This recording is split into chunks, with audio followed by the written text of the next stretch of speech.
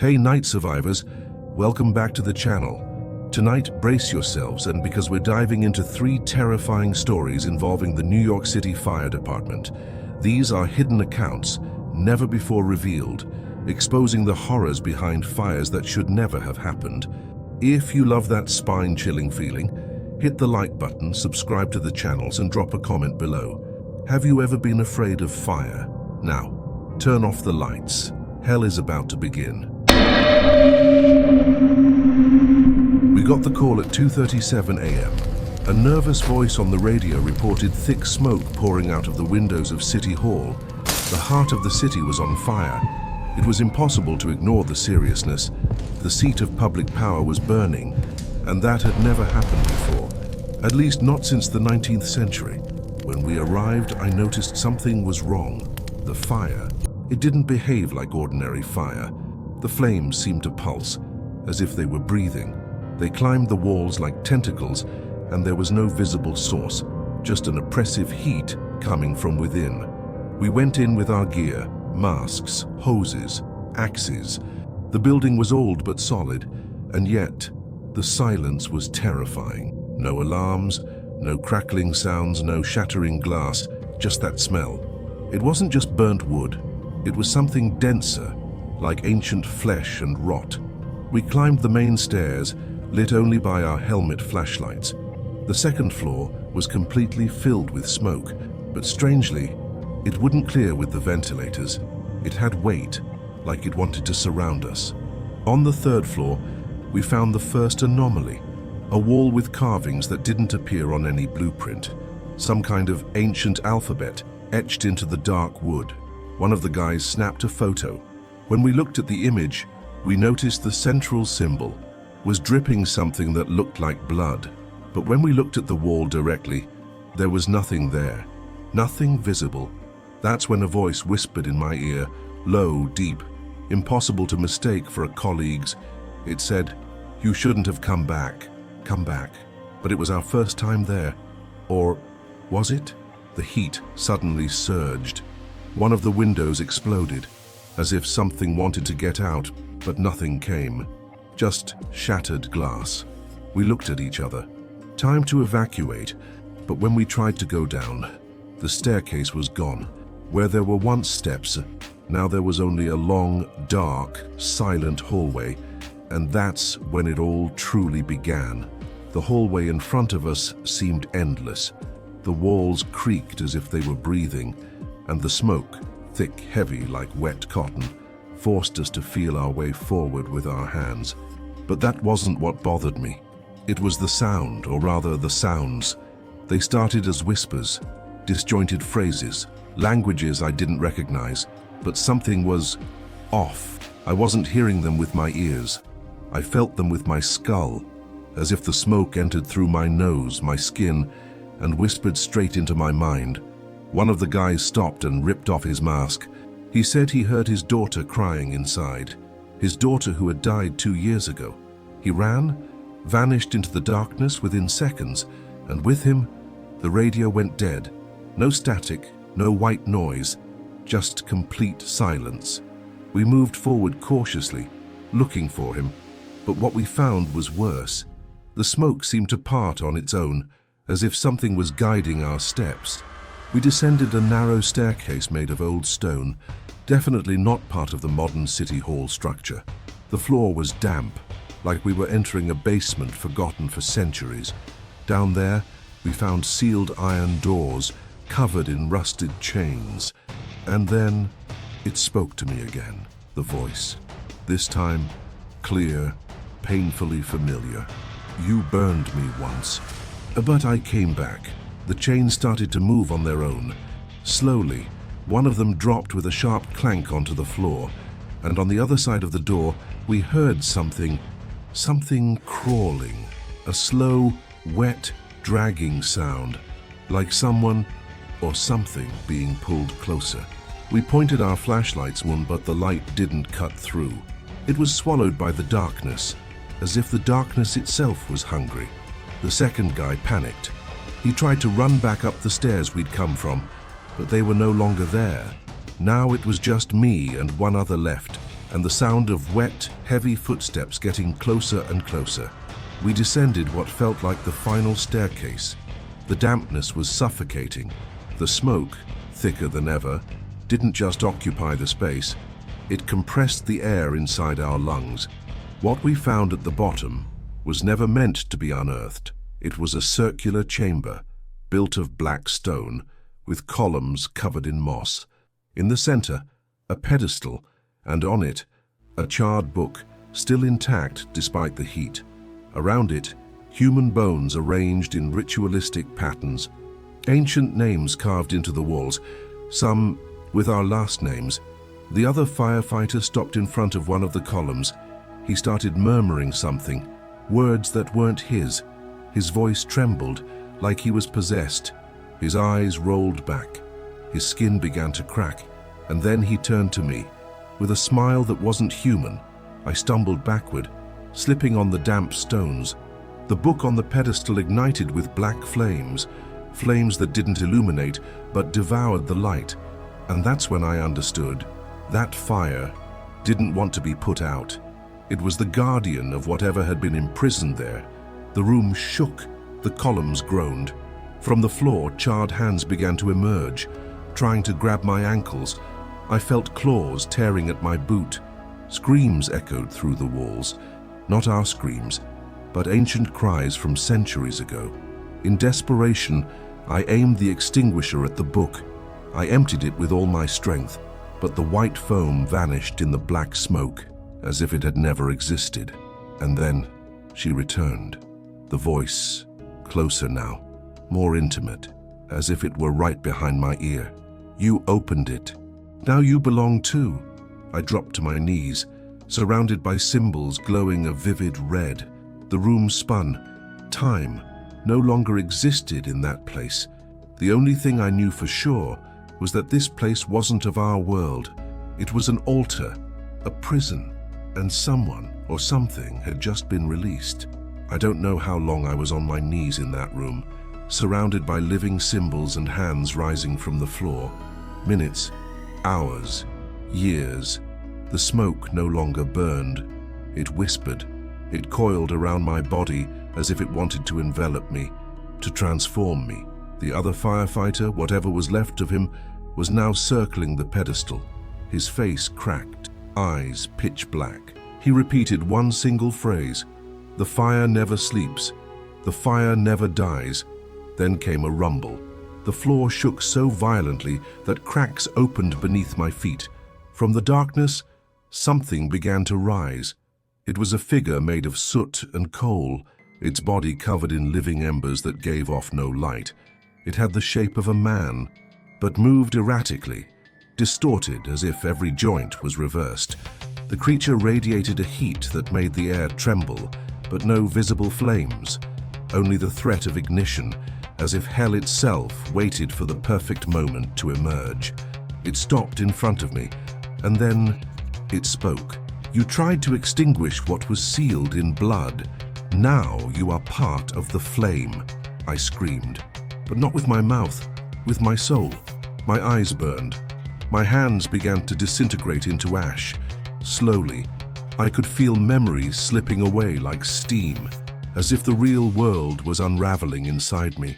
And then, the alarm sounded. The real alarm. Somehow, someone outside had reactivated the system, and the piercing sound shattered the trance. For a second, I was back. I ran. I ran with everything I had left. I sprinted down a corridor that hadn't existed before, climbed stairs that appeared from nowhere, smashed windows with my elbow. When I jumped, the world exploded behind me. The entire city hall was consumed in seconds, not by a normal fire, but by an eruption of black light that shot into the sky like a whale. I survived. I was the only one, but I left something behind in there, something I can't ever get back. To this day, sometimes, when I close my eyes, I feel the smoke return, and I hear that voice again. The fire never sleeps. The fire never dies. The call came shortly after midnight. A train had derailed between two abandoned subway stations deep beneath New York City. No explanation for the accident, no witnesses. The surveillance system had simply shut down. We were called in to rescue potential survivors. Just a routine mission, they said. But what I found during that descent changed my understanding of reality. As we descended through the access tunnels, I noticed something wrong with the air. It was far too heavy, thick, as if we were breathing inside a dead lung. The electricity flickered every 15 meters, and the tracks seemed more corroded than usual, even for a forgotten line. We reached the site of the accident. No train, no cars, just twisted rails and deep grooves on the floor, as if something massive had been violently dragged into the dark. And then, silence. Not the kind of silence that calms you. It was that absolute silence where sound itself feels swallowed. The radio hissed, even when turned off, a constant, low-frequency hum, like a deep underground growl. One of the team switched on an emergency light. The red glow cut through the darkness and revealed footprints, large, wet, disproportionate, leading toward a third tunnel, one that, according to the maps, no longer existed. That's when we heard it, a metallic, rhythmic sound, like a train approaching, but the tracks were empty. The noise came from inside the wall. We started walking in that direction, drawn by something we couldn't name. Each step echoed louder than the last. The flashlights flickered, the temperature climbed, and time seemed to slow down. At the entrance to the forgotten tunnel, a nearly faded message was spray-painted in red. Station of the Dead, entry forbidden. And still, we went in. The tunnel looked like it had been carved by hand. The walls were ancient stone, not concrete. No lighting, no wires, no signs of recent use. And yet, there were fresh footprints everywhere. We walked for over 200 meters in absolute silence. Our flashlights lit only a few steps ahead, and the darkness behind us seemed to seal itself shut, as if it were swallowing us whole as we advanced. Then we heard it, a rhythmic metallic sound. Clang, clang, clang. It wasn't an echo. It was real, and it came directly from the tracks. Tracks that, until then, hadn't existed in that tunnel. When the beam from one of our flashlights hit the floor, we saw it. The rails were back, new, shiny, as if they'd just been installed. But there was no origin and no destination. They simply began out of nowhere and disappeared into the dark. A cold wind blew from deep within the tunnel. There was no ventilation system down there. It made no sense. And then the sound grew louder. The metallic clang turned into a deep roar, like iron scraping against the bones of the earth. The walls trembled. Dust rained from the ceiling. One of the guys shouted that he saw a light in the distance, but it wasn't a normal light. It was a flashlight, a single one, shaking, floating on its own in the darkness, as if carried by something unseen. As it drew closer, we saw that no one was holding it. It stopped a few meters from us, and then dropped to the ground with a dry, hollow thud. That's when we realized the footprints weren't leading away from us. They were coming toward us. The footprints led us to a bend in the tunnel. When we turned the corner, we felt time stop. There it was, a forgotten station, completely erased from any official maps. No visible entrance, no signage, no trace of maintenance. It was as if it had been buried on purpose, hidden from the city. The ceiling was covered in roots and mold. The wooden benches were rotten, the walls painted with symbols in dark red, symbols none of us recognized, symbols that seemed alive. The platform creaked beneath our boots. Instead of dust and debris, there was fine sand, spread as if blown in by something unseen. And across that sand, barefoot footprints, fresh ones. One of the guys moved to the far end of the platform. He said he heard someone calling for help, a woman's voice, faint and fading, but there was no one there.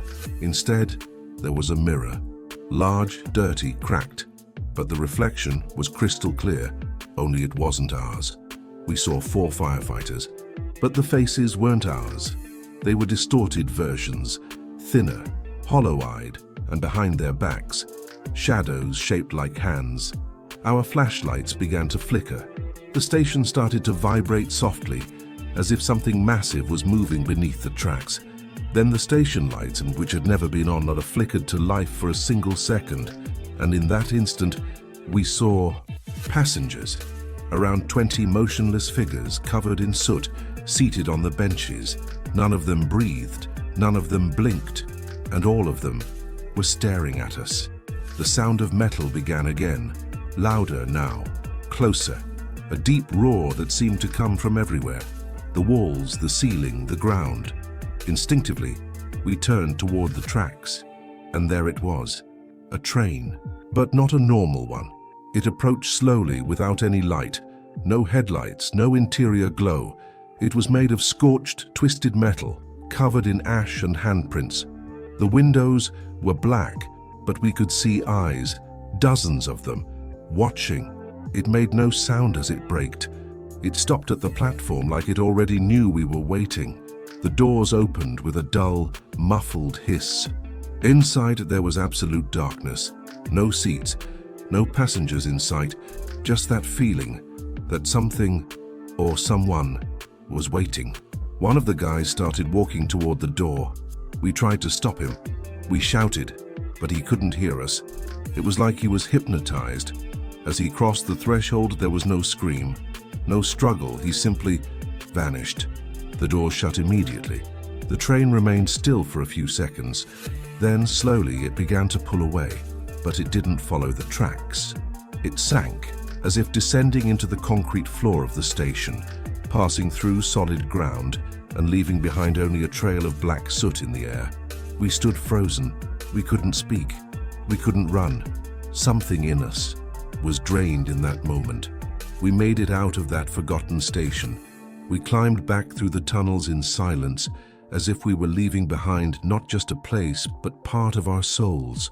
But even now, sometimes, when I ride the subway at night, when the car is empty and the lights start to flicker, I hear the sound clang, clang, clang, and I'm certain it's coming back. If you liked this story, click the link below and uncover even deeper horrors in our exclusive ebook. It was supposed to be a false alarm. Around 3 a.m., the New York Fire Department was called to respond to a fire alert at the American Museum of Natural History in Manhattan. But when we arrived, there was no fire. The alarm was blaring non-stop. The sensors had detected smoke in multiple rooms, but the air was clean. The place was silent, impossibly silent. Emergency lights flashed red across the corridors, casting grotesque shadows along the museum walls. The animal statues seemed to watch us as we moved deeper inside, and the further we went, the stranger the place felt. We reached the new wing, a recently opened Egyptian exhibit. There, the atmosphere changed. The floor vibrated slightly, as if something ancient was breathing beneath our feet. The display cases were open, but nothing had been stolen. On the contrary, some artifacts had been moved. They were on the floor, as if they'd been pushed out from the inside. One of the guys pointed at a sarcophagus in the center of the room. It wasn't sealed. The lid was crooked, as if someone had come out, not in. That's when we noticed the camera system in that wing had been shut off at exactly 2:34 am on its own. No technical failure, no power cut. As if something knew exactly what it was doing. The Egyptian statues looked closer than before, watching. We all went silent, and in that unnatural stillness, we heard it. Not a roar, not a scream, a whisper, in a language none of us had ever heard, and it was coming from inside the sarcophagus. After the whisper, we froze. It was like the sound had sunk into our skin, into our bones. None of us spoke, none of us moved, until the floor creaked. The marble beneath our boots, once polished and silent, now groaned like ancient wood. When we shined our flashlights, we saw footprints, bare, wet. They emerged from behind the sarcophagus and led toward the gallery exit. But the strangest part was the number of toes. Some had 6, others had none. We followed the tracks into the museum's main corridor. There, the lights began to flicker violently. With each blink, the display cases seemed to shift, and the statues were changing position. One had turned its head, another was now facing us directly. One of the guys started shaking. He said he saw something running through the shadows, a small figure, fast, with arms far too long. But none of us saw it. That's when the temperature dropped sharply. Our breath became visible, and one of the steel doors, the kind that always stays locked, opened on its own, groaning through the museum like a warning bell. Inside, there was total darkness, but on the floor, more footprints. This time, they weren't heading out. They were going deeper, down to the basement. We descended slowly, step by step, holding our breath. The sound of our boots was muffled by the moisture in the air, as if the museum itself was trying to silence our presence. The basement wasn't part of any official blueprint we had. It was as if that level simply didn't exist on record, but it was there, waiting. The walls were made of ancient stone, darkened by centuries of neglect. With every step, we felt the weight of the place, and not physical but spiritual, like we were walking over unmarked graves. At the end of the corridor, we found the door. It was unlike anything else in the museum. Dark wood carved with Egyptian symbols, some that none of us had ever seen before. At its center was a golden seal, cracked, a forgotten warning. The door opened with the slightest touch, without a sound. Inside, the air was heavier, denser. The room was circular, like a crypt. In the center stood a stone pedestal holding a single artifact, a golden hooded figurine with ruby eyes, arms crossed. And surrounding us, mirrors on every wall, old, dusty, cracked, but they reflected with disturbing clarity. When we looked out, we saw our reflections, but they didn't move with us. They moved on their own. One of the guys stepped back, but his reflection stayed where it was. Then it smiled. The room began to darken. Our flashlights flickered. A chorus of whispers filled the air, like the voices of something ancient. The walls trembled. The mirrors began to crack, one by one, and the ruby eyes of the figurine began to glow. The cracks in the mirrors spread like veins under the surface of glass. One by one, the reflections began to change, not shattering, but transforming. Now, they showed versions of us, dead, rotting, decomposed, but still standing, still watching. The figurine on the pedestal trembled slightly, as if it were about to rise.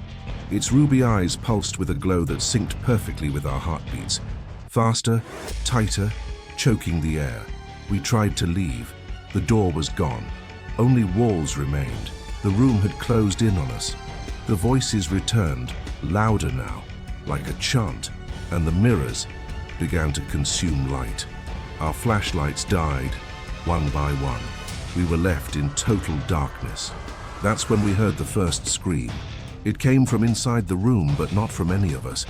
It was loud, metallic, like it came from the figurine itself, a sound that wasn't human or animal. It was ancient, and with it came the shadow. It had no fixed shape. It changed every second, arms that turned into snakes, faces that melted and fused.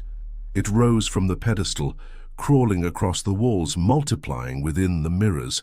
One of the guys ran, but the floor was no longer solid. He sank into pure darkness and vanished without a sound. Another dropped to his knees, praying, and his reflection laughed at him before shattering into pieces. I was the only one who didn't move, not out of bravery, but from complete paralysis. And in that silence, all I could hear was the breathing of the thing behind me. I felt it draw near, its cold breath on my neck, and before everything went black, I heard one last sentence, whispered with hate. "Now you're part of the collection." I woke up hours later, outside the museum, my clothes torn and hands covered in ancient dust. They say we were never there. That wing of the museum never existed. But sometimes late at night, my reflection doesn't follow my movements. If you like this story, Click the link below and uncover even deeper horrors in our exclusive ebook. And now that you've made it this far, tell me, are you really alone in the dark? The stories I told you today, which are just the surface. In the pinned comment below, you'll find a direct link to our exclusive ebook with even darker reports, documented hauntings, forgotten archives, and cases that were never aired on television. But be warned, this content is not for everyone. If you have the courage, click the link in the pinned comment and dive into a world where fear is real and what is dead doesn't always stay buried.